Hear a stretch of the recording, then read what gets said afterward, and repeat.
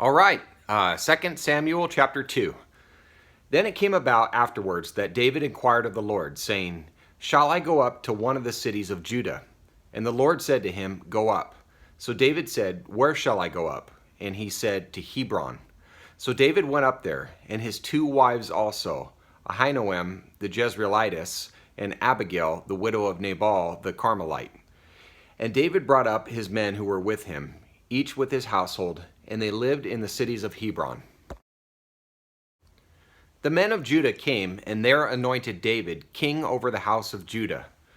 And they told David, saying, It was the men of Jabesh Gilead who buried Saul. David sent messengers to the men of Jabesh Gilead, and said to them, May you be blessed of the Lord, because you have shown this kindness to Saul your lord, and have buried him. Now may the Lord show loving kindness and truth to you, and I also will show this goodness to you, because you have done this thing. Now therefore, let your hands be strong and be valiant, for Saul your lord is dead, and also the house of Judah has anointed me king over them. But Abner the son of Ner, commander of Saul's army, had taken Ishbosheth the son of Saul, and brought him over to Mahanaim. He made him king over Gilead, over the Asherites, over Jezreel, over Ephraim, and over Benjamin, even over all Israel. Abner was King Saul's cousin and the military leader of the country. He was at King Saul's side when David killed Goliath. Verse 10.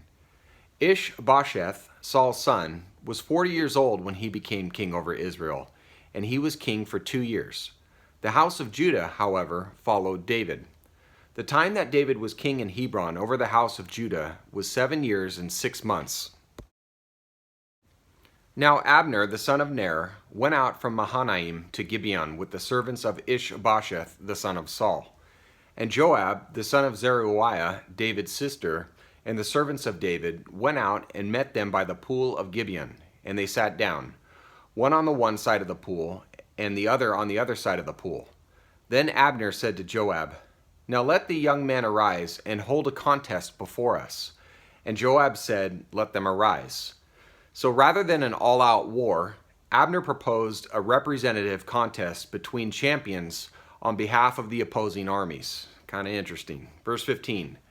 So they arose and went over by count, 12 for Benjamin and Ishbosheth the son of Saul, and 12 of the servants of David.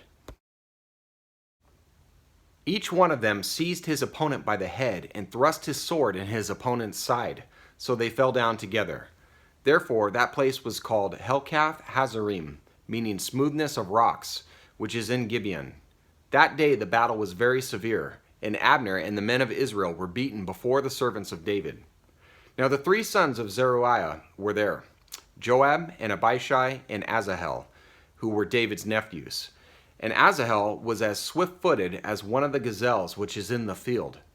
Asahel pursued Abner, and did not turn to the right or to the left from following Abner.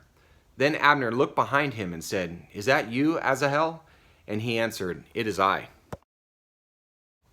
So Abner said to him, Turn to your right or to your left, and take hold of one of the young men for yourself, and take for yourself his spoil. But Asahel was not willing to turn aside from following him.